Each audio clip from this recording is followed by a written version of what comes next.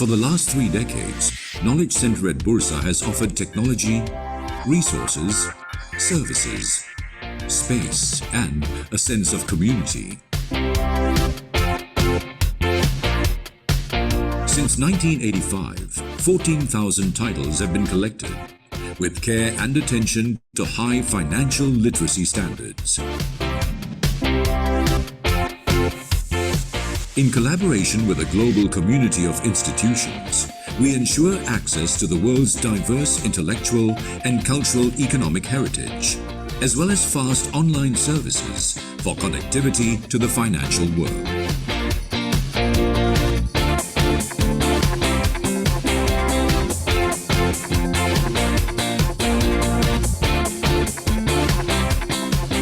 Serving the Bursa Malaysia community and beyond, Knowledge Center at Bursa empowers you in your trading and investment analysis research.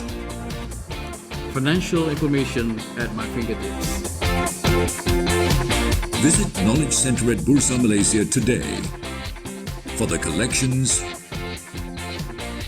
for the services, for the sense of community.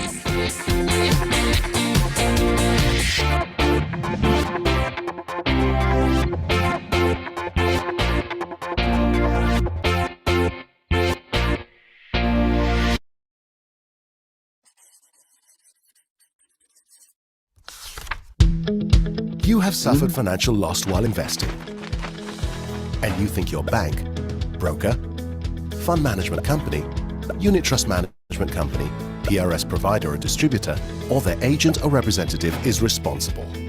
You need help sorting out the problem or want to seek redress. Where do you go? Sidrek is here to help you start the conversation and reach some resolution. First, lodge a formal complaint with a company that sold or offered you the unit trusts, shares, derivatives, or other capital market product or service, but you're not happy with their response. You have 180 days from their final written reply to come to Sidrek.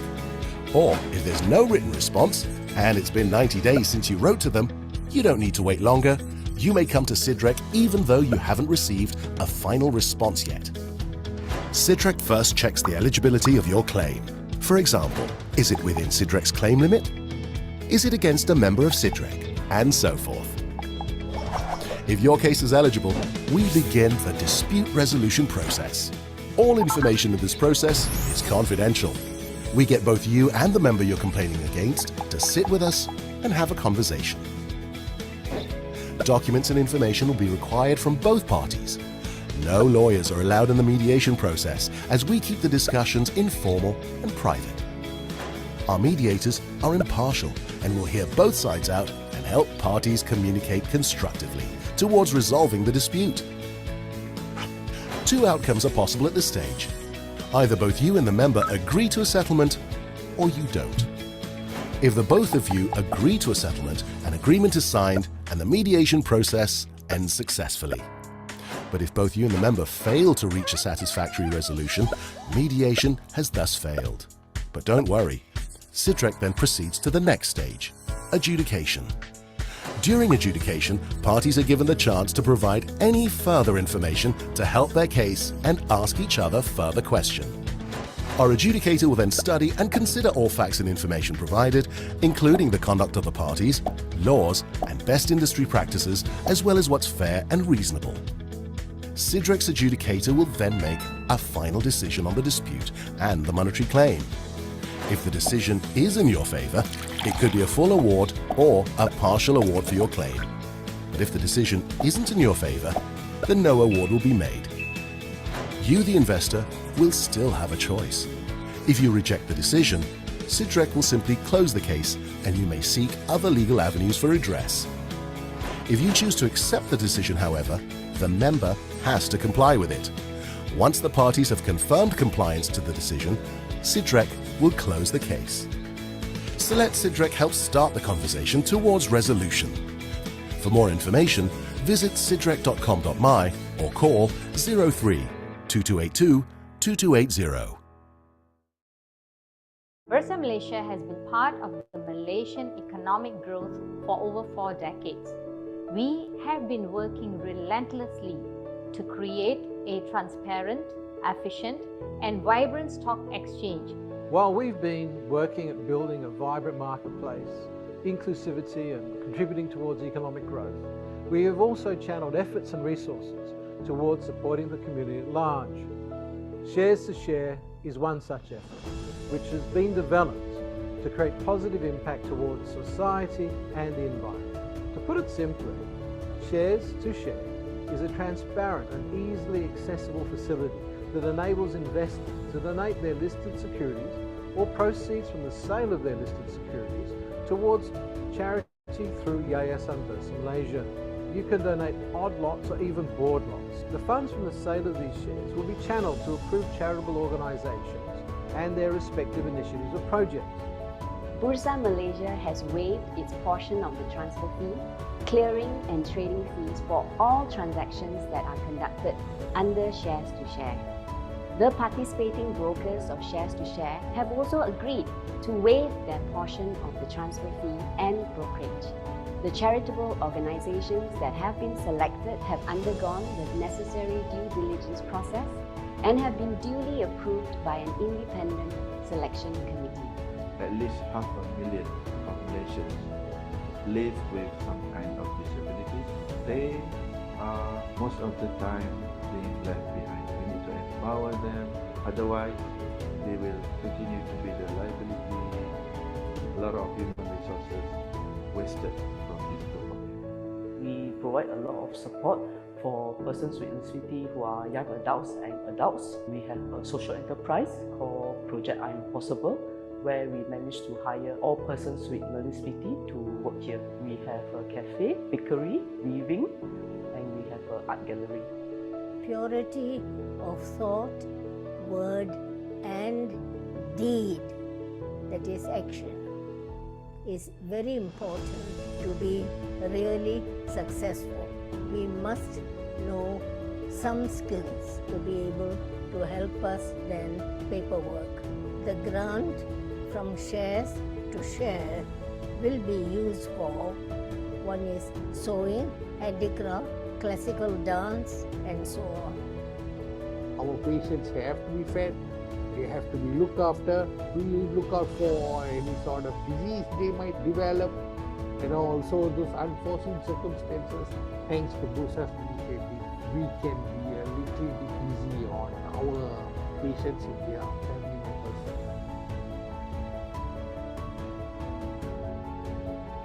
Donations will all be channeled to organizations that are involved in the sustainable development of Malaysia. The Shares to Share scheme offers you the chance to do so in a simple and effective way. Bursa's Shares to Share allows us to do good by donating our shares to charities. You join us in making a difference to the society by donating your listed shares.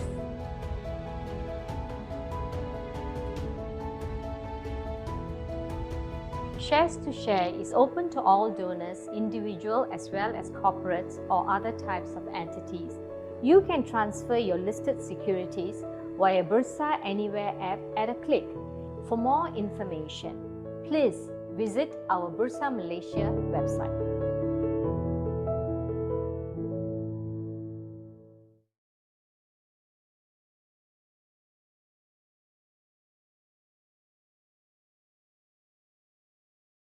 Hello everybody, welcome to this webinar that is titled Leverage Your Investment Portfolio with Share Margin Financing.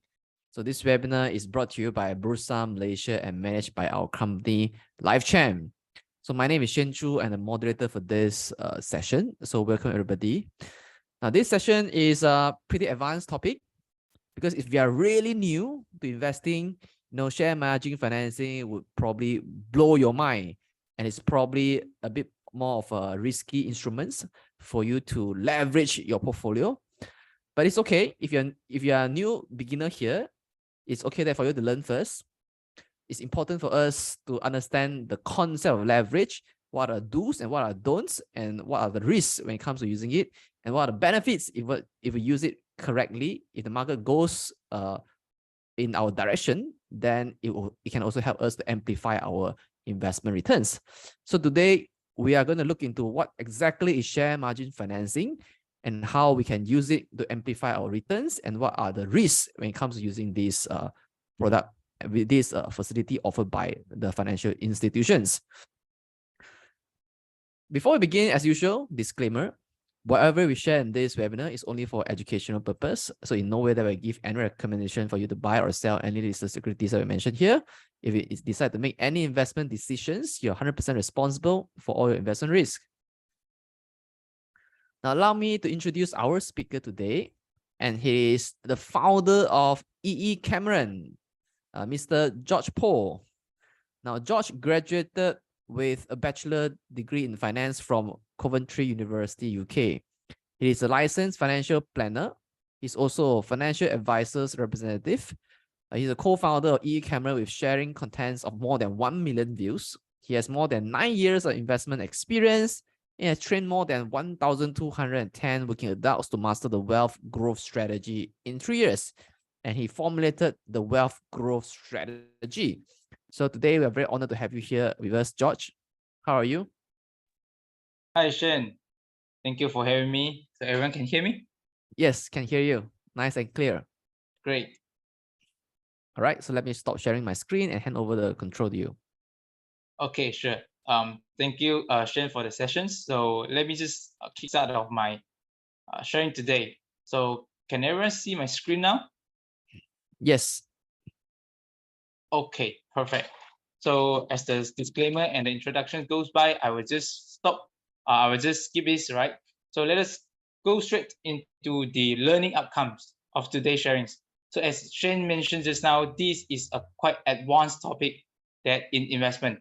All right. So in this today's sharing, I will briefly tell you what is share margin financing, just the concept itself, and how we can leverage it on our stock portfolio, and what the don'ts do and don'ts using share margin financing. Right. So before I started talking about share margin financing, I have a few questions to ask. Right. So when we talk about personal financing products offered by the bank, often people will think about mortgage loan, hire purchase, right, personal loan and credit cards, and all these are the loans products. So let us have a look on this, right? Mortgage loan, what it is about is to finance the purchase of real estate, as simple as that, right? So hire purchase is to finance the purchase of vehicles, our cars, vans, and anything else, the moving vehicles. And for personal loan, it is to provide an unsecured financing to all the individuals. And credit card is to advance the finance of purchases. Now, today we are talking about share margin financing. It is also one of the personal financing products offered by the bank. But what it is about, right? So it is to finance the shares investment and trading activities of the investors. Now, many of you may heard of share margin before, right? But let me just do a head count, right? A simple head count. How many of you know how to use share margin financing, or you are using share margin financing? You can just put into the chat box with I am. You can say I am, or if you're not, you just say no, right? I just want to gauge how many of you here know how to use share margin, or you have the idea of what is share margin financing, right? So I can see most of you don't have the don't know how to use share margin financing, or you don't have the privilege to get in touch with share margin financing. But don't worry, I will tell you the concept today and also share with you how we can leverage it to our portfolio. All right. So what is share margin financing? Okay, in the official definition, it is a standby revolving credit facility which provides leverage for the secured collaterals for trading, subscription, or purchase of securities. Now, in this official definition, I know it's a long sentence with a lot of jargon, right? But a few keywords here. It is a standby and revolving credit facility. That means you apply once and it is revolving, right? It is not like a mortgage loan or a hire purchase loan. You apply for a car, and then after you have fully repaid the loan, then this facility is considered completed. Then whenever you want to buy another car, you have to apply for a new facility. But for share margin financing, you apply once for an account, and then you can continue using it so long that you don't exceed the limit. Right. So this is the first key point. Okay. So second thing, it provides leverage. Now, whenever we talk about investment in shares, we always think about you can use your cash. So how much cash you have in your account, that's the limit that you can use. Or some of your dealer or your reminder will give you some contra or some additional trading limits that you might use that account for maybe T+7 or T+9, something like that, right? But for share margin financing, you can leverage on the bank itself or on the financial institution itself to give you additional trading limit to trade. And it's not limited by a trading day, for example, T+7 or T+9. You can use it so long that you can pay for the interest, right? Fair enough. And it is a secure collateral now. It's secured by the shares itself, okay? And for what purpose? It is for a trading or purchase of securities. Now, I know this one sentence can break out to 3 main points, but in layman terms, it is a loan that takes shares portfolio as collateral for the purchase of shares, right? So it's very simple. This is illustration that I wanted to share with all of you. Now, so on the left-hand side is your shares portfolio. You pledge it to the banks or the financial institutions, and they will give you a loan or a financing facility to trade and to buy shares. So at this juncture, everyone can get what I mean, right? And do you have a brief idea of what is share margin financing? Now, to make it more clearer, I put a comparison between share margin financing and a mortgage loan, right? So for share margin financing, it is to finance the share investment, while the mortgage loan is to finance the purchase of property or investment of property. Now, in mortgage loan, we know that you can always leverage up to 90%, or if you are a first home buyer, you can get up to 100% financing. Now, in share margin financing, I would just tell you that it is with a higher multiplier, higher multiplier. But what is the margin that you can utilize? I will show you later. And one of the biggest difference between mortgage loan and share margin financing is that in mortgage loan, there is a fixed repayment term, that you can loan up to 30 years. And then it fixes you with a monthly repayment terms. But in share margin financing, there's no such thing. There is no fixed repayment terms whereby you need to service your loan every month. Now, I know this might be a little bit fresh or new to you, because you think that, is there some loans that I don't need to, service every month? Yes, there is, and its name is share margin financing, right? I will tell you why. And the interest rate is a little bit higher than mortgage loan, all right? And mortgage loan, as everyone know, now we are in standard best rate plus with the spread, all right? But in the market, the share margin financing is always higher interest rate than the mortgage loan. And last but not least, both of these facilities are offered by banks and licensed financial institutions. So not everyone have this facility, but some banks or some brokers, they do offer share margin financing. So if let's say you already have an trading account with your brokers, you might just ask them, you don't need to apply it, but you can just ask them, do this broker offer share margin financing, or do the bank offer the share margin financing, right? Now, after we have known all about this share margin financing, let us move on to, the benefits and some weaknesses of share margin financing. Now, we call it the pros and cons of share margin financing, right? Now, the pros, of share margin financing is that, it provides leveraging on your investment portfolio. Now, I will just give you some example along the way, during my explanation, so that you won't feel boring, because it's quite wordy, I know. All right. So when we say about it give you a leverage on your investment portfolio. For example, Today, I have a share portfolio of around, let's say, 1 million value of share portfolio.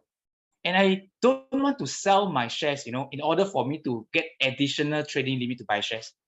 This portfolio of mine of 1 million is all the portfolio that I want to keep it, but I want additional trading limits. How can I do that? So I apply for a share margin financing. I talk to my banker. I say that, okay, can I just pledge this 1 million shares with you?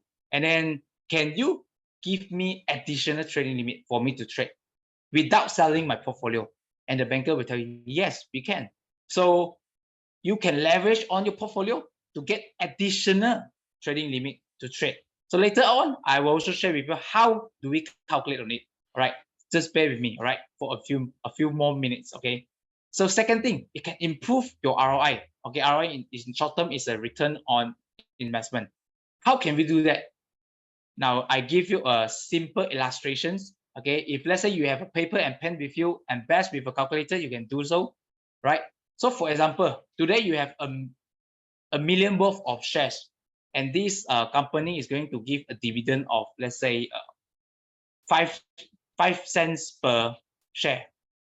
Now this 1 million of shares maybe is a 1 million shares. Okay, put it in a simple way. It's a 1 million shares. 1 million shares with 5 cents, you can get how much? Your dividend. But today, if let's say you pledge your portfolio of this 1 million and you buy additional, let's say 500,000 shares of this company, today you can get dividend of 5 cents per share for 1.5 million shares. Now, how much is your cost? What is your cost? Your cash injections of this investment is only 1 million, the one that you buy with cash. And the additional 500,000, you get it from the banks, for the share margin financing. So it's not from your own cash. So you see, with 1 million cash, you can get additional dividend income for your investment, right? And thirdly, is flexibility in repayment. Okay, so as I mentioned just now, there is no fixed repayment term for share margin financing. So it's flexible. Whenever you feel you want to pay it, you can just do so. All right, but there's something called margin call and forced selling in this share margin financing. Okay, so later I will share with you what is the situation or in which circumstances that you will hit margin call, and that's the time the bank will demand for a repayment. And other than these two situations, you are free to decide whenever you want to repay the money or not. Okay, now fourth is seamless trading experience. Because share margin financing is linked directly with your trading account. So there's nothing like the bank give you cash and then you have to take the cash to bank into your trading account and to trade. It's quite troublesome. So the bank or the broker will link directly for your share margin account with your trading account. So it's quite seamless, experience for you and for the investor. And the last point of share margin financing is that it accepts wide range of collateral. Now, when we talk about share margin financing, we always think that, okay, I can only pledge my shares. And some people will ask, can I pledge my house? Or can I pledge my cars? Some even talk about, can I pledge my unit trust or what else? Okay, so it depends on all the financial institutions on the collateral that they can accept. But most of the financial institutions that offer share margin, they will take shares, they will accept cash and also fixed deposit. Okay, some of the banks they do accept unit trust and whatnot, right? But most of them they will just stick with shares, cash, and fixed deposit. Now, if you think that share margin sounds very interesting and it sounds so good, now let us look at the cons first. Okay, it is a double-edged sword because it can leverage on your portfolio to improve your return. If you use it wrongly, it will increase your losses as well. So that's what we call it's a double-edged sword. So you need to know the mechanism on how to utilize the share margin financing before you use it. Okay, so as my second point goes to, right, it is potentially will increase the losses And sometimes there will be a technical issue with your brokers. For example, if let's say you are getting the financing from a bank, which is not the same with your broker, right? Then there might be some technical issue in between, whenever they have some sharing of information. For example, you bought shares yesterday, but those shares are not sent to the banks for reconciliation. So the banks cannot allow you to have a trading limit this morning. So this kind of situation might happen when you have different financing providers and your trading accounts. Okay, so these are the disadvantages of using share margin financing. Okay, so far so good, right? Then I will just move on to a types of share margin in the markets. All right, so there are two types of share margin financing in the market. I just put it into a simple term, right? One we call it as an internal margin, and another one we call it as external margin. So what's the difference? You can see the words highlighted in red, right? So internal margin means the stockbroker itself is the financier. So if let's say you are with, for example, I will show the providers later on. Okay. So for example, you are with broker A, and then broker A also provide and offer share margin financing. So you get the financing from broker A. So you are considered using internal margin. Okay. And if let's say you are getting the margin from a bank, and also your trading account is different from this bank, that is considered as an external margin, right? We call it offered by a third-party financial institutions. Now, what is so good about share margin financing is that some of the financing may not appear in your secrets or your CTOS. I know some of you might think, oh, is that possible? Yes, it is, right? Because as everyone knows, whenever we are using a financing, we are getting a financing from a financial institution, it will show in our secrets or CTOS, right? So the banks, whenever you get another new loans, from another banks, they will know that what are the financing that you are existingly held in your personal name. But if let's say you are using some share margin financing with some stockbroker, they might not need to register your financing into the secrets. Okay, so bear in mind, this is quite important. If let's say you are with a tight, gearing, then you may not want to have the share margin appear in your secrets, right? Now, here's an example of the internal margin providers. As you can see, it's a lot of the investment bank in Malaysia. Okay, just quote some few names. We have Kenanga Trade, we have a Hong Leong Investment Bank, Rakuten Trade, CGS CMB. They are one of the stockbroker. Affin Hwang, RHB Investment Bank, Maybank, TS Security Public Investment Bank, and whatnot. Right. So these are some of the internal margin providers in the market, and you can see there are quite a lot of providers, right, for internal margin. And what about external margins? Okay. So in external margins, we have not many, but right now in the market, as I know, there are only two. One is Hong Leong Bank and another one is Alliance Bank. Now you might see the same name in internal margin and the external margin, right? So let me just go back to the slide. Okay, so this one, the internal margin is offered by Hong Leong Investment Bank, and the external one is actually offered by Hong Leong Bank, the commercial one. So it's different entity, all right?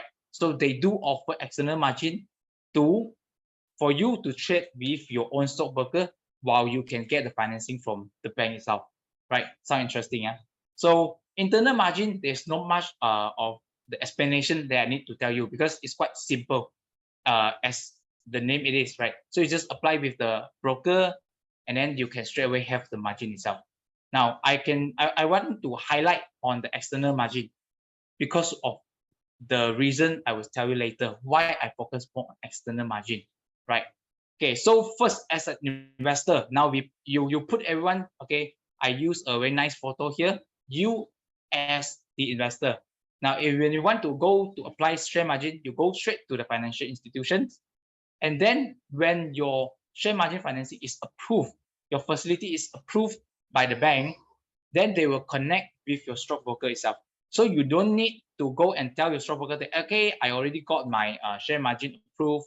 So can you go and talk to my bank? You don't need to do this step. The bank will deal directly with the stockbroker itself. And once this step has been done, then the stockbroker will update your trading limit from the financial institution. And every day, every morning, you can see you have a fresh trading limit, shown or reflected in your trading accounts. So this is the mechanism, for the application of share margin financing, and how is the trading limits being reflected in your trading account. Well, along my way, you can ask any question, just put into Q&A. I will answer it at the end of this sharing. So next, when we talk about application, it's quite easy, right? Then how about if, let's say, we want to buy or sell some shares inside my using my share margin account? How will be the payments, or the interest being counted, right? So once the trading limit has been go to you, okay, then for example, you say, okay, today I want to buy shares, A shares on stock A. Okay, you just click buy in your trading account. Then your stockbroker will compile the transaction that you've done in today, today, and then they will send it to the financial institution, to the financial provider. So they will send it to them and request for payment on T+2. Okay, so this thing you don't need to worry. Okay, we will still, the bank itself will still follow the T+2 payment date set by Bursa Malaysia. So the bank will then have to pay the money to the broker. So you don't need to worry about, do I have to pay the money to my broker, or do I have to instruct my banks, to pay the money to the broker itself? You don't need to do that, because once the transaction has been sent to the banks, they will do a reconciliation, and then they will issue the payment to your trading account, right? And then when the banks send the money to the stockbroker, they will add this amount into your facility as an outstanding balance. Okay, so outstanding balance equal to the loan that you took from the banks, and the interest will be counted and will be calculated based on the outstanding balance. Now, I'm not sure whether it is too technical for you all to digest this one, right? This thing, okay? But it's quite simple. When you buy and sell the shares, the broker will deal directly with the bank, and they will just add it into your outstanding balance. So for example, today you sell some shares, right? So the broker will send the money, back to the bank. So the bank will offset your outstanding balance. Okay, simple as that. Okay, all right. So at this moment, is everything considered okay? If let's say okay, I will just proceed with my sharing. All right. Okay, there are 4 components of share margin financing that you must be aware of. Okay, I put it into a more precise term, is that you must understand all these components before you started to use it. All right. So the first thing is the interest rate. Okay. So the interest rate will be charged on your total outstanding amount. And today it is based on standard base rate plus the spread from the bank. Okay. So it will be on your interest rate. The second component is the multiplier. Okay. So multipliers are varies based on the collateral. It's usually range from 1.5 times to 2.5 times. Okay. Now, how do we calculate it, right? I will show you later. Don't worry. And the third component is margin of financing. Okay. So margin of financing is, so for example, just now when we talk about mortgage loan, we said that, okay, the margin of financing up to 90% or 100%. Okay. So margin of financing is actually the amount of money that the bank allowed you to borrow from your loan in percentage terms. So for share margin financing is typically or usually between 50% to 60%, right? But bear in mind, your collateral is different with the mortgage loan. Because for the mortgage, right, your collateral value is fixed at the beginning of your facility. Now, whenever you apply, you say, okay, this house is worth 1 million. So the collateral value is fixed at 1 million. But for share margin, because the share price, fluctuate every day, and sometimes you will just buy and sell every day as well. So the collateral value is fluctuated, fluctuating every day. So this margin of financing is also varies every day. So it will change. Maybe today it will become 50%, and tomorrow it will become 60%. Okay. So these are one of the main component of share margin financing, which most of the investor, they will get confused of it, right? And last but not least is margin call. So margin call is a request from the bank, to demand for your payment. Now remember when I said there is no fixed repayment for share margin financing except for two circumstances, which we call it margin calls. So when you hit certain level of a margin, then the bank will call you for the money or for you to top up the loans. Okay. Now these are the four main components. So I will go back. I'll go straight into some real life example, which I snapshot some of the information from the product disclosure sheets available online. Okay. So now we talk about margin of financing, which this is the thing that I mentioned just now. A lot of people get confused of it, right? So this is the snapshot I take from Hong Leong Bank share margin financing product disclosure sheet. Okay, as you can see, the margin of financing that they offer is up to 60%. And how they calculate it? Okay, so the calculation will be the total outstanding balance minus, okay, or deduct the fixed deposit that you pledge with the bank or the cash that you put into your facility, divided by your total collateral value. But remember, there's an asterisk over there. Okay, so the maximum outstanding balance that you can have, okay, is equal to the total collateral value times with your MOF. Okay, I know you will get confused anyway. So the total collateral value, why they put in an asterisk over there, is because it will fluctuate based on daily prices. Okay, it will fluctuate, so it's not fixed. Okay, now let us move on to the trading limit. Okay, just like I mentioned about the multiplier, so I will go into the trading limit. So give you more, give you a better image, a better picture of how the calculation being calculated, right? So for example, today you pledge in fixed deposit or cash for your facility. So for example, today the bank offer you with 2 times of the multiplier. It means when you pledge in 100,000 of fixed deposit for your facility, you will get a 200,000 trading limit. Okay, so it's quite simple, right? It's quite simple. So for stocks, for example, if let's say the multiplier is 1.5 times, so your stock value today is worth 100,000, the bank will give you a trading limit of 150,000. Now this is quite simple calculation. Okay, so it depends on the multiplier of the bank's offering. So if let's say the bank is offer 1.5 times for the fixed deposit, that means for every 100,000 of your fixed deposit pledged with the bank, you can get 150,000 trading limit, right?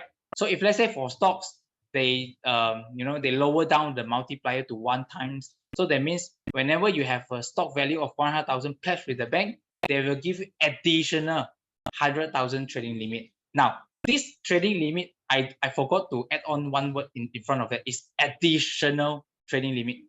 Okay, so it will not sell down your shares. It will not sell down your, withdraw your fixed deposit that you pledge with the bank. Okay, your fixed deposit will sitting in the bank to earn the interest, while the bank will still give you the additional trading limits for you to trade. Sound so interesting, right?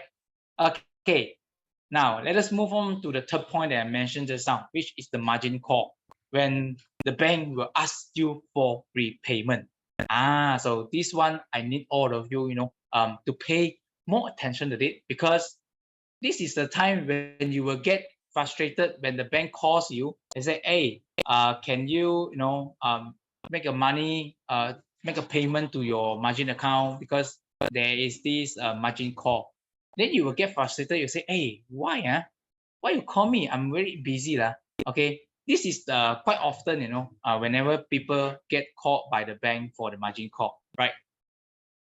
So margin call and for selling, Okay, again, I took the snapshot from Hong Leong Bank share margin financing product disclosure sheets. Okay, so for margin call, it will be triggered when the margin of financing is more than or equal to 65%.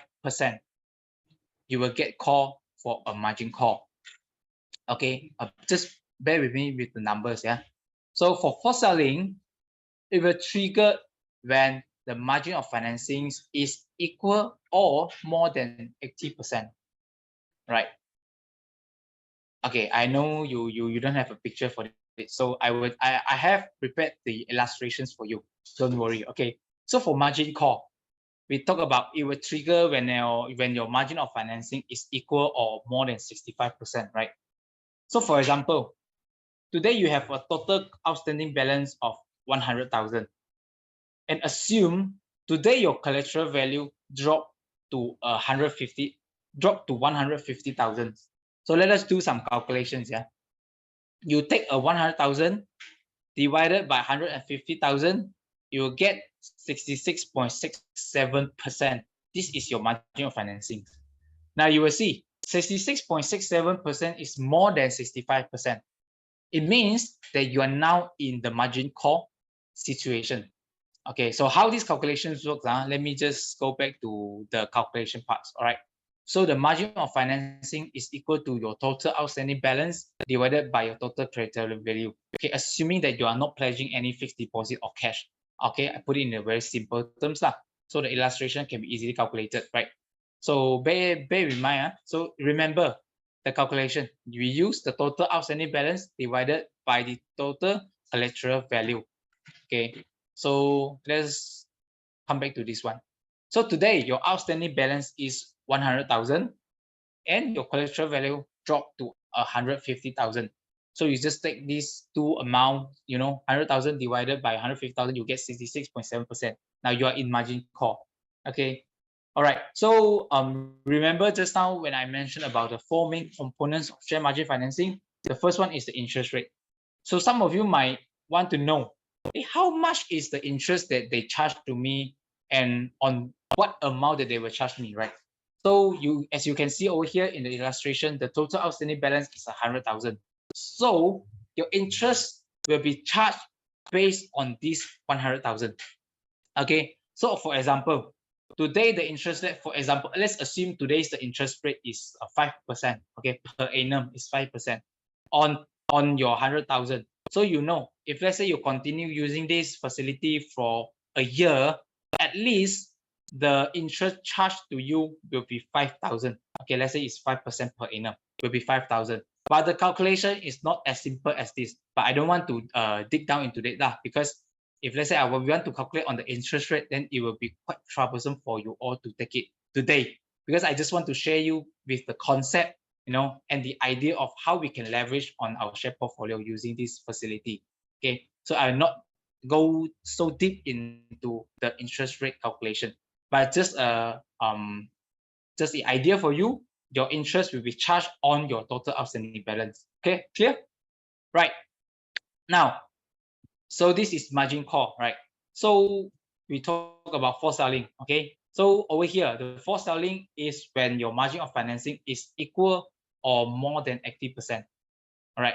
So assuming your collateral value is now dropped to 120,000.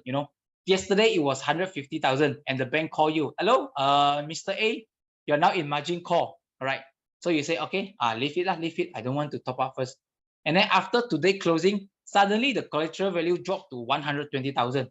Oh, so the calculation will be you take 100,000 divided by 120,000 is 83.33%.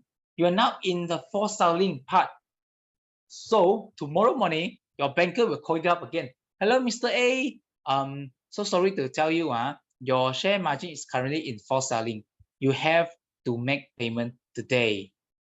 Okay, so we see, why margin call? They don't ask me to make payment immediately today. Not that urgent, right? But forced selling, they are so urgent. Why?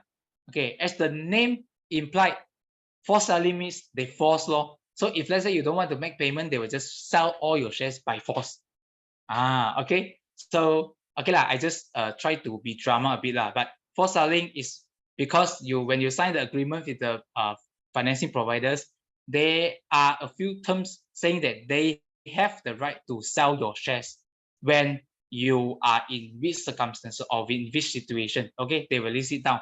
So it's a thick agreement for you to sign, so that all the terms are inside there lah. Okay, so by the name is forced selling, but they are allowed to do so. Okay, they are allowed to do so. Okay, bear with me. All right.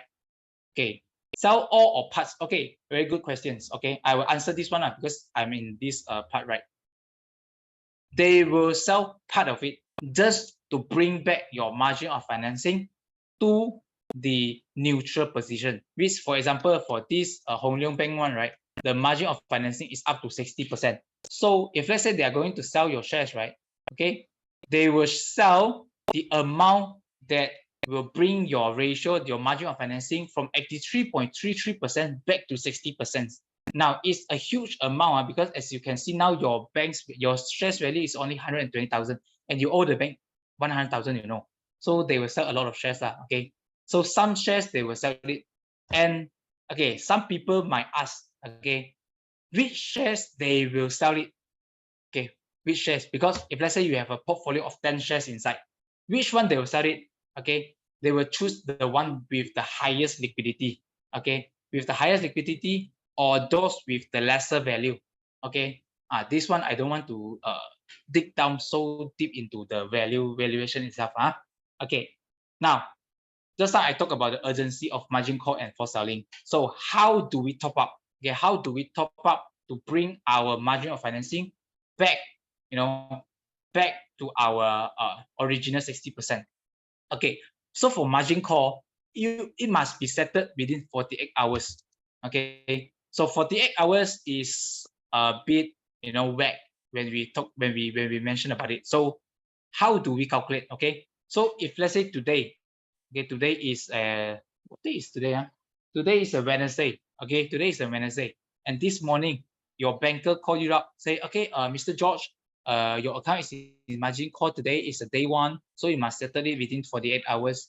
Okay, so the calculation of 48 hours is actually from today. Okay, so today is the day one, tomorrow is the day two. It's only past 24 hours, right? So if let's say you want for it to pass 48 hours, it means it will go up to day three. Okay, you get what I mean, right? I hope you get what I mean. Okay, so for example, today is day one. You receive the call from the bank. You say, okay, you are in margin call day one. So in 48 hours, so you can see lah, tomorrow is 24 hours, and the day after tomorrow is 48 hours. So you actually have 3 days, including today's, to settle your margin call. But my suggestion for you is that settle it as soon as possible. Because as you can see, there are 3 options for you to top up for margin call, while for forced selling, you only have 2 options. Okay, so I would suggest you to settle it as soon as possible, because okay, some of the method might take time for the money or for the collateral to go into your facility. Okay, so there are 3 methods for margin call to be settled. First way is to top up by cash. Okay, second way, you can do it by top up the collateral, which means is either by shares, by cash, or by fixed deposit. Okay, and thirdly, you can settle your margin call by sell down the shares that you have in your share margin facility. Okay, so there are 3 options for you to do. Okay, so you might ask, how much do I need to pay down? Okay, don't worry, the banker will let you know the amount. Okay, they will give you the option. So for example, okay, this morning, I don't know why, okay, this morning they call me, okay, they say, Mr. George, today is margin call for you. So if let's say you want to top up today, you have to top up cash. Okay, they will give you a specific amount. Okay, you have to top up cash, let's say for example 100,000. And if you wish to top up collateral, then you can top up a collateral shares of 160,000 worth. Okay, just an example lah. Okay, and if you love to sell your shares in this facility, you need to sell at least 300,000 worth of shares. Okay, thank you very much. Okay, so this are the typical call script from the bankers. All right. So they will let you know the exact amount of the options of these 3 options for you. Okay. So for forced selling, okay, as the name implied, it must be settled on the same day. Okay. So if let's say today the banker call you in the morning, by today 4:30 before the market close, you have to settle it. If not, okay, tomorrow morning they will sell down your shares. Okay, tomorrow morning they'll sell down your shares because they need to let today's market closing to see, to observe your ratios. So they will sell it tomorrow morning. So don't play with the banker whenever they call you. Hello, today is your forced selling, and then you say, oh, it's okay lah, we just wait for tomorrow. Okay, then tomorrow they might sell down your shares. Okay, so for selling, you are only allowed with 2 options. One is to top up with cash. Second method, you can do so by selling down some of the shares in your account. Okay, you can do so because you say, I don't want to let the bank sell my shares. I want to do it myself. So you go and sell down your shares today before they actually force selling all your shares. Okay, force selling your shares lah. Okay, as you can see in force selling, you are not open with the methods of top up with collateral. Okay, there is a reason why forced selling they don't give you a option to top up with shares, especially shares or fixed deposit. Okay, why?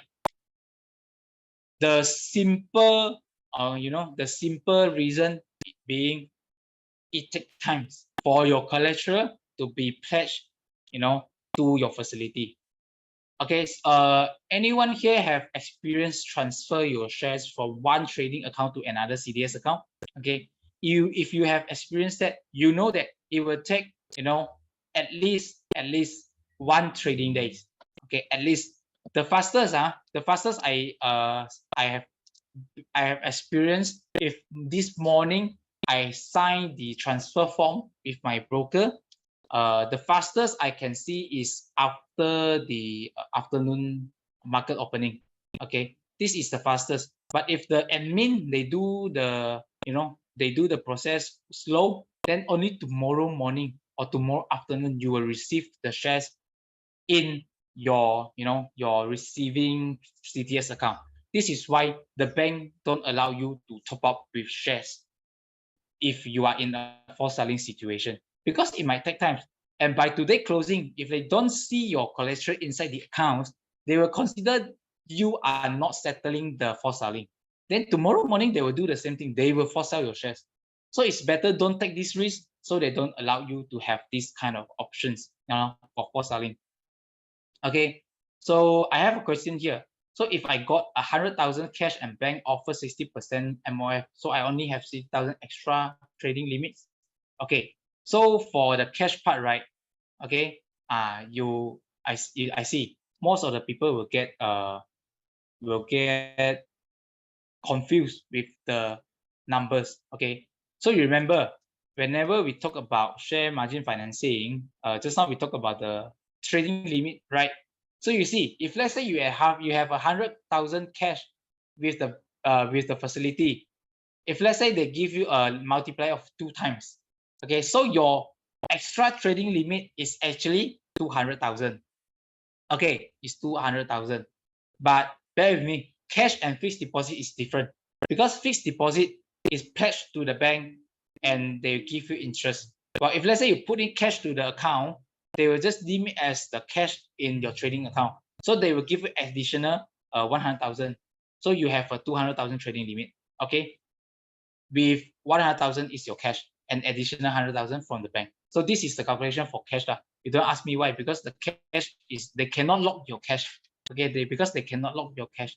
As simple as that, because they don't offer interest for the cash you put inside the bank account. So might as well they just utilize it so that you are not charged with the interest. You get what I mean?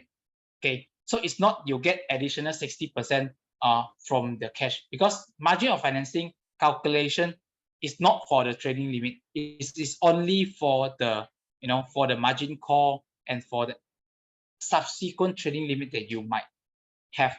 Okay, now let us go back to this. Okay, so I have prepared a few illustrations for the top up, okay, for margin call on how it can be done, right?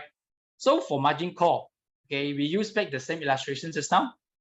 Now your total outstanding balance is 100,000 and you have a total collateral value of 150,000. Your margin of financing is 66.67% and you are exceeding the 65% limit, okay, set by the bank. Now you are in margin call. So they call you up, they give you 3 options. Now, how you can do? First option, you top up with the cash.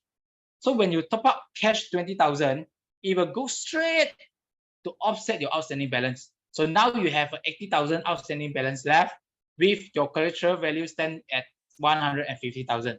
And you have successfully bring down your margin of financing from 66% to 53%, and you are safe. So this is the first method that you can do. Everyone clear? Okay.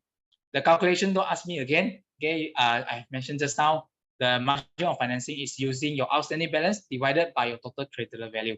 So if you top up cash 20,000, it will offset your outstanding balance by 20,000. Okay. So now you are safe. Second option, if you choose to top up with shares worth of 20,000 collateral value. So now you didn't bring down your outstanding balance. Instead, you bring up your collateral value from 150,000 to 170,000. So as the calculation goes, you are now safe from 66.67% margin to 58.82%, and you are safe for margin call. Okay, so this is the second method that you can do so. All right. Now, third method, okay, when we talk about sell down your shares. Okay, so for example, you say, okay, I want to sell down 40,000 worth of my collateral. So you sell down your shares and it will bring down your collateral value from 150,000 to 110,000. And after you sell these shares, right, this 40,000, the bank will receive from your broker. So they will use it, the cash, they will use the proceed to offset your outstanding balance. So it bring down your outstanding balance from 100,000 to 60,000. Okay, but remember, there are stamp duty, there are stamping, there are brokerage charge, occur, during the transactions. So the exact amount might not be 40,000. It might be 39,000 or 38,000 plus, depends on your brokerage rate. By the way, anyway, it will still bring down your margin of financing from 66.67% to 54.55%. And with all these 3 methods, okay, you are now safe for margin call. Okay, so it means that the bank will not sell your shares. Understand?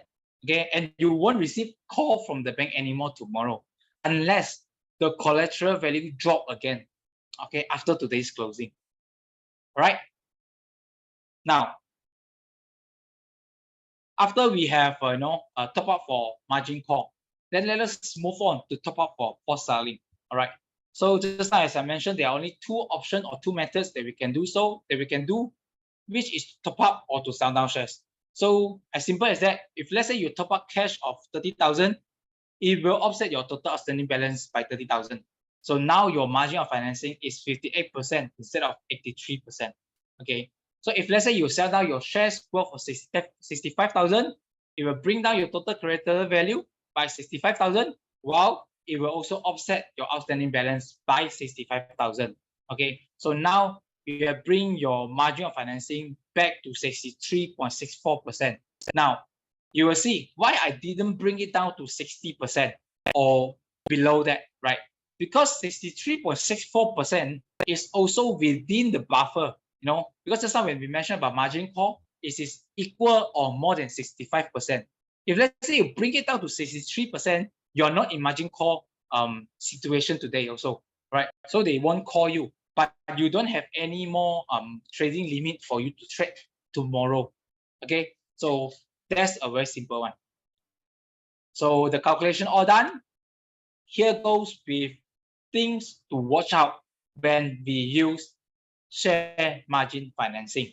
Okay, there are 5 things that we need to watch out. Okay, because this is not a simple financial product, financing product. It is quite a complicated one. And if you don't know how to use, it is a risky one, right? So first thing that we need to watch out is the collateral value. Okay, every financial, they have a different valuation for each and single counter of the shares. Okay, so for example, okay, I don't want to mention the name of the shares lah, okay, as the disclaimer goes by, right? So for example, stock A may have 100% valuation from bank A, but for bank B, maybe they say, okay, this stock is not that liquid, or it's not that good fundamentally, or in whatever area of calculation that the banks deem necessary. So they might say, okay, this stock A, I only give 80% of the valuation of the market value. So you see, the collateral value is not necessarily equal to the market value. Okay, so bear in mind. Okay, bear in mind, the collateral value may not be equal to the market value. Okay, as simple as that. But don't ask me how to calculate it, because it's very complicated, and I'm not sure whether you can master it today lah. So if let's say you're interested, maybe you can you can learn it elsewhere. Okay, now second things to watch out, changes in interest rate. Okay, because right now we are in the rate hike circle, so the interest rate might increase, so the cost of share margin financing can get higher. Okay, so changes in interest rate will also have a significant impact to your share margin financing. Okay, now thirdly is your margin positions. Every financial, they have a different margin requirement. So for the sample that I showed just now is from Hong Leong Bank. Okay, and okay, it's only at the point of time that I took the snapshot. So they might change the margin requirement as well. So you need to know every financial, they have a different margin requirement. Some, their margin of financing is maybe up to 55% only, or some may even lower than 55%. Maybe they only give you a margin of 50% only. So every financial has different margin requirement. Bear in mind, you have to watch out for your margin position. Okay. Now, fourth thing is the rollover fee. Some financial, they may impose a rollover fee on your outstanding balance after a certain period of time. Okay, so what is rollover fee? That means that you are carrying your outstanding balance, the loan, for a longer time. Okay, so for loans with the bank, the longer you have the outstanding balance, the riskier the bank is, because they are exposed to this default risk. So for them to have a better a margin in terms of the loans that they give out, they need to charge you some fees on that. So they will charge you certain percentage on top of your original interest rate, and the additional interest, we call it as a rollover fee, right? And the fifth thing is the documentation fee and stamp duty. Okay, because it is a form of financing, so they are a documentation, and they require legal fee and stamping. So there might be additional fees whenever you're applying for a share margin financing facility. So these are the 5 things to watch out whenever you are considering taking up share margin financing for your share portfolio. Now, these are a few things that you can do when you are trying to utilize the share margin financing. First thing, invest in good companies that generate dividend income. Because why? For good company, okay, the bank might give a better valuation. Okay, this valuation is in terms of the collateral value calculation that I mentioned just now. So good company tends to have a higher valuation. Okay, ask me to go back to the previous slide. Yes, okay, I give you 3 seconds. 3, 2, 1. Okay, now let me just move on with that, right? Okay, so if the company have a higher valuation, that means that you can leverage more on it. And if they can generate dividend income, it's also better, because it can help you to offset your outstanding balance bit by bit, because the dividend income is additional on top of your cash investment. So this amount can help you to offset your outstanding balance. Second things, you can, or I will suggest you to maintain your margin position 10% or 50% below the requirement to provide a safety buffer, in the event of market downturn. As we all can recall, during 2020, the MCO, the COVID-19 hit us, the share market dropped tremendously. So to give us a safety buffer, we don't want to have the COVID-19 again and the market down again, right? But to give us a more safety buffer, I would suggest you to maintain your position 10 to 15% below the requirement. For example, today, if let's say the margin requirement is 60%, then I would suggest you to lower it to maintain your margin position to somewhere around 50% or 55% or 45%, to give you some buffer. Okay, all right. Now, thirdly, you can use share margin facility as a backup in the event of market bargain sales. It can be as a backup or a standby facility for you that you don't need to use it now. But whenever you see there is a market bargaining sale, some value stock, they just drop in terms of share price, and you think that, oh, this is the price that I wanted to get in, then you can use the share margin as a backup, because it might happen whenever the market is having a bargaining sales while you don't have enough trading limit to buy the shares. So you may use the share margin facility as a backup. But bear in mind, you need to apply the facility earlier, because the whole application process might take up to a month. So yeah, so you need to prepare it first, beforehand. And fourth, you can make regular payment to bring down your outstanding balance, even you are not in margin call. Why? Because we want to reduce the interest charged by the bank. Okay, the interest might be huge. The interest charged to you might be huge if, let's say, you have a large amount of outstanding balance. So it's best that you can make regular payment. It is not forced by the bank to make fixed payment, but you can do so, and I strongly advise you to do so, for your safety. All right. And what you don't do, okay, what I will suggest you not to do is use share margin without the understanding of the potential risk. If you don't know the potential risk of using share margin financing facility, don't use it, please. Okay, because it is a double-edged sword. Okay. Now, second thing, I don't advise or suggest or recommend you to trade penny stocks or shares that have zero collateral value, to your margin facility. So how do we know that if these shares have a good collateral value or a lower collateral value? You can always consult with your banker or your dealer or your remiser. They will have a list of the valuations. Okay, so don't trade it, because if you eat up your margin position, and it will not add value to your collateral value. You get what I mean? Now, and thirdly, I don't suggest you to use the facility too aggressive. Okay, so do not push too closer to the margin limit. And the fourth one will be, don't use the margin facility as the contract account. Okay, they are two different facility. Okay, they are two different facilities. So don't use it as a contract account. Okay, you can apply a contract account with your broker, but don't use share margin financing as a contract account. Now, the last point that I don't suggest you to do is to pledge all your available shares portfolio into your share margin facility as collateral.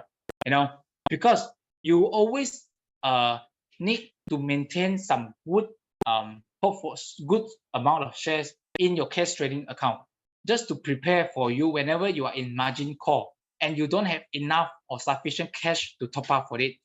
You may transfer some of your shares from your cash trading account to be pledged into your margin account. So don't put all your shares into the margin account as a collateral at first.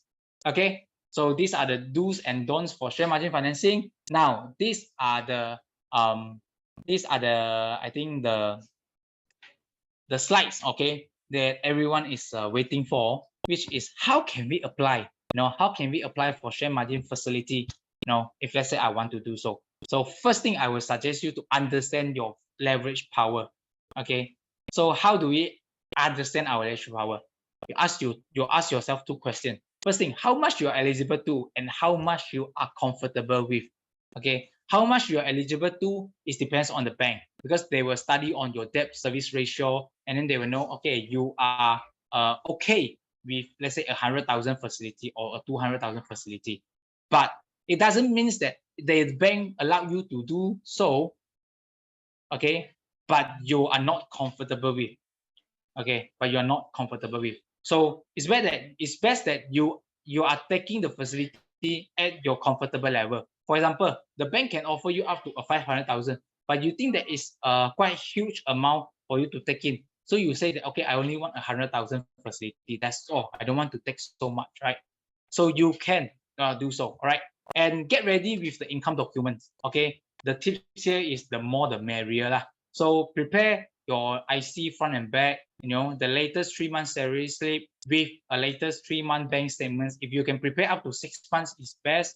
And also a 3-month Bursa statements, for them to evaluate on your share portfolio. And last, your latest 2 years income tax filing. Okay, it's either in EA form, B form, or BE form. Okay, the more the merrier. Some banks, they might not ask for all this, but if let's say you prepare more, then it's best for the banks, to evaluate your application and to fasten, the application process. And last, make the right choice. Make the right choice. Compare whether you want to use an internal margin or an external margin. Okay, and also compare the interest rate offered by different financial. Because you will find it interesting is that the interest rate differences, different from financial A, financial B, financial C, financial D, and the differences can be quite huge sometimes. So do your own survey and do your own due diligence before you apply for a margin facility. And last but not least, make the decision using the collateral valuation. Okay, always goes to the financing providers that offer a better valuation, because this can ease your investment process using share margin financing. Now, okay, so these are the application process. And in summary, okay, today we have discussed about the different types of share margin financing facility available in Malaysia. Okay, and also we understand the 4 main components. Okay, which let me recap again. The 4 main components. The first one is interest rate. Second one is margin of financing. Third one is margin call. And the fourth one is the leverage, okay, the multiplier. Okay, now thirdly, master the key calculation for share margin financing. Just now I've shared about margin call and forced selling. How do we calculate for it? And the do's and don'ts, I would suggest whenever you are using it to leverage on your shares portfolio. And fifth, steps to apply. Okay, I've shown you the steps just now. And last but not least, okay, always continuously monitor your portfolio and monitor your margin position to make sure that you are in a healthy position and you are not being forced in margin call or forced selling. All right, so these are the summary I have for today's, and I hope that my sharing can give you a better understanding on share margin financing. And if let's say today is the first time you heard about this, it might give you a better selections or a better way, for you to leverage on your share portfolio. All right, so with that being said, thank you everyone for spending your time here. I'll pass back to our moderator, Shane, for the Q&A sessions. All right. All right, thank you so much, George, for an enlightening session about share margin financing. I think involve some formulas, so hope that you guys grasp the formula and understand the logic behind. If you have any questions to ask our speaker, George, today, please write your question in the Q&A box, okay? Don't write them in the chat box, write them in the Q&A box. The first question is, how is share margin financing different from the collateralized account that's offered by the broker? All right, good question asked by PK. I think it's PK, right? Okay, by our attendance today. So share margin financing account is different from collateralized account. Is that share margin facility is a facility, while the collateralized account is an account offered by the brokers. So the collateralized account is something like your contract account. Okay, it's something like a contract account. So it is a two different facilities. Okay, so they are different by the function of it. Okay, and by the mechanism of it. All right. I hope I understand the question. Okay, so what if, after you receive a margin call from your financier, then suddenly the price of the shares collateral make a strong rebound? And then is the margin call still valid? Do we need to top up the cash? Okay, good question.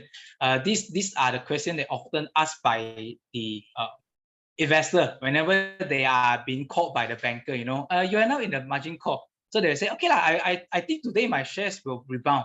Okay, I think my share will rebound. Okay, but is the margin call still valid? Okay, if let's say this morning they call you up and you choose to do nothing. Okay, you think, okay, today the market will rebound, and indeed it rebounded. Okay, after the market closing, then the bank will evaluate the calculation again by the closing today. So if let's say today closing, your margin ratio is being bring down to less than 65%. Okay, assuming that 65% is the margin call ratio, and it is being bring down to lower than 65%, then the margin call is no longer valid. Okay, then the margin call is no longer valid. So tomorrow you will not receive any call from the bankers. Okay, so you consider being neutralized by the performance of the shares itself. Okay, and you are safe. Thanks God, you are safe. Yeah, because we have 48 hours, right? So some investor will yes. wait for 48 hours if on the day 3 only start to top up.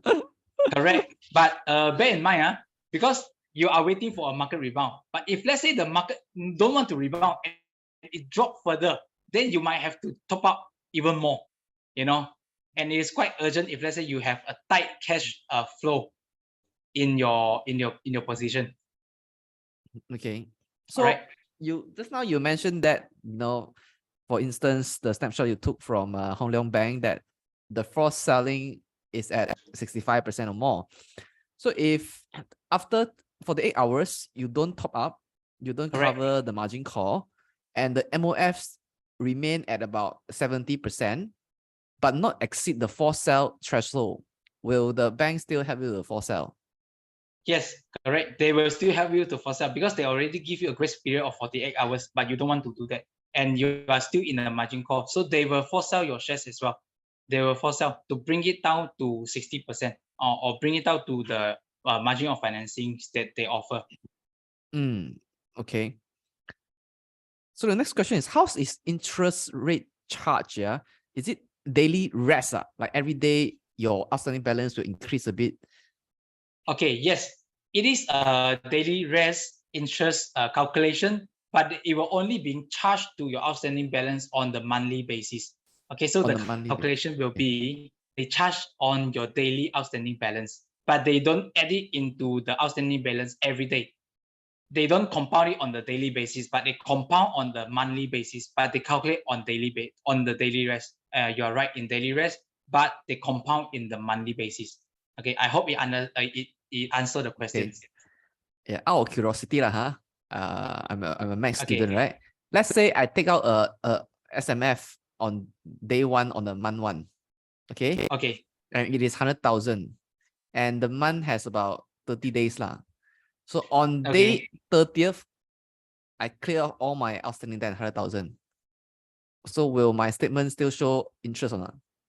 Yes, it will still show because they are calculated on the daily basis. Because for 29 days I have an outstanding balance, so it will be charged for the 29 days I have the outstanding balance lah. Correct.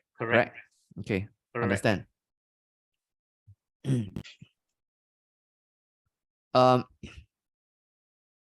Any restrictions on the use of share margin financing? Is it on certain shares or warrants? That's by Peter. Okay, so in terms of restriction use, yes, there is. Okay, but it is varies from different financing providers. Okay, so some providers, they might restrict. For example, today, if let's say you are the director of this company, of this listed company, they might have a restrictions that saying that you cannot pledge your own company shares to the financing facility. Okay, they might have restriction as in you are the director, or some financing providers, they have restrictions on some purchases. So for example, as we know, there are warrants being offered in Bursa Malaysia. There are a structured warrant being offered in the Bursa Malaysia, or even ETF being offered right in Bursa Malaysia. So some share margin financing may not, cover for your trading of ETF or structured warrant or even the company warrants.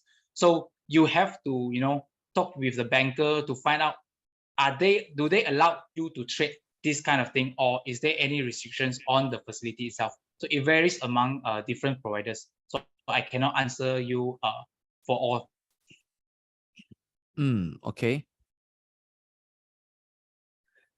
Peter Ling would like to ask, why do I need to apply for the margin money since I invest the share using my money?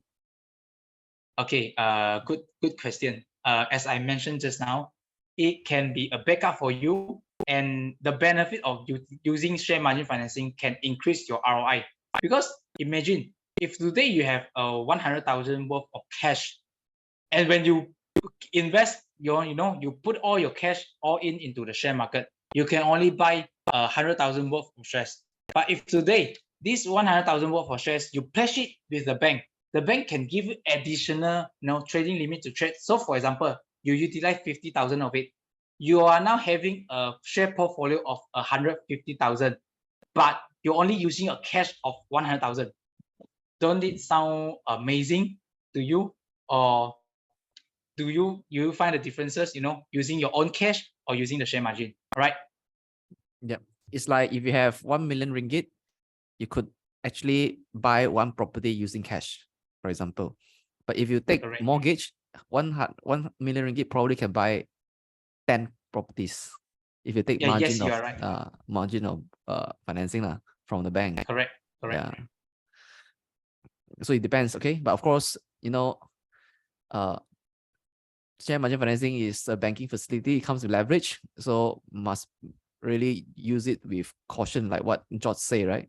Buy stocks which give high dividend yield, so they can offset the interest rate charge, and can command a higher collateral value lah. Yes. Okay. Thanks, George, for sharing that. So how is the trading limit offered by SMF different from the trading limit offered by the collateralized account? In terms of the trading limit, I actually never go and compare with the collateralized account, because in fact I never use one of the collateral account. So I don't think I am suitable to answer for that. But for collateral value, the trading limit is being calculated as I mentioned, as I shown just now, the calculations. Okay, so if let's say you have more ideas on collateralized account, maybe I can, give some time to research on it, so I can have more understanding of it. But today I don't have much information on hand to answer for that. Yeah.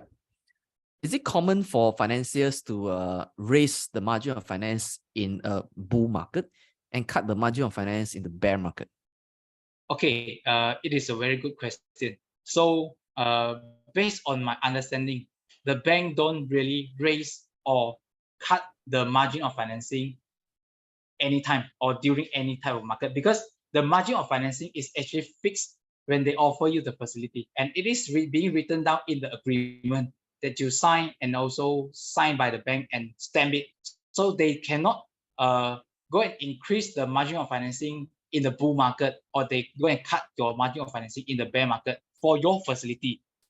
But it might happen if let's say they are offering for a new facility, then yes, they might raise the margin of financing when they deem necessary for a new facility, but not to your existing facility. Yeah.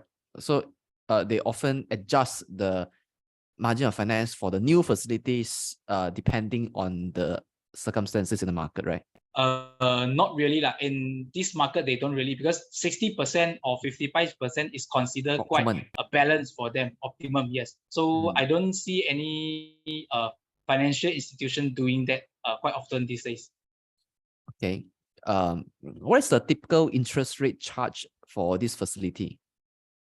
Okay, well, very good question. Okay, before I go and do research, let me give you some brief idea on this, but you can always go and do your own research. Yeah. So for the interest rate being charged by external margin providers, okay, just now I have mentioned who are the external margin providers. You can just refer back to it, right? So the rate is often around 5 to at this moment, because the standard base rate has been increased by Bank Negara.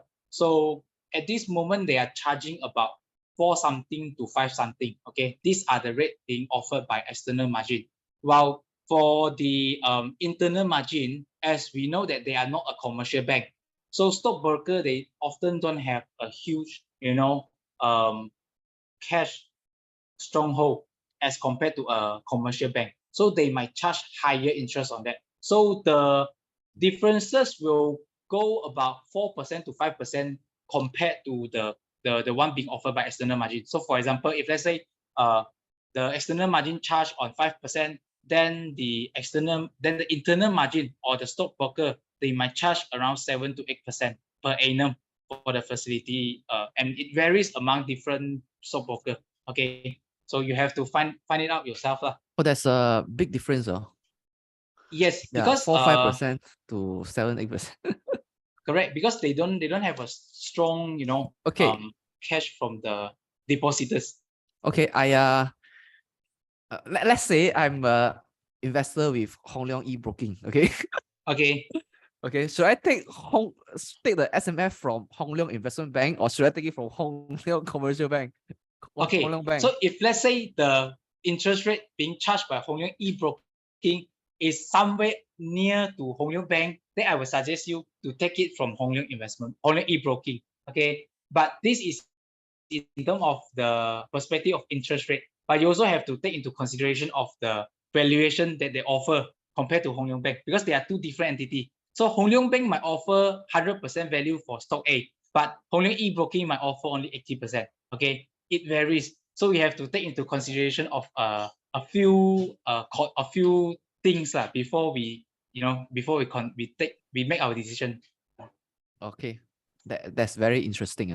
So even though within the same Hong Leong group, there are also two different entities that can offer you the share margin financing. But I suppose many of the other commercial banks, like like Maybank, RHB Bank, right, also have the investment arm, right? But why don't these two other commercial banks offer share margin financing, but only Hong Leong and Alliance Bank offer share margin financing? Okay, first of all, I don't think I can answer on behalf of the management of the banks. But as I know that last time, Maybank and RHB Bank, they do offer external margin, but they decided to keep it for themselves. After all, I also don't know why. Maybe they find that the market is not as good as internal margin, or maybe they find the market is too competitive, so they decided to let go the market share. Yeah. So Richie would like to ask, which are the financial provider that provide SMF without record in secrets or CTOS? I think that will refer to a more internal provider, right?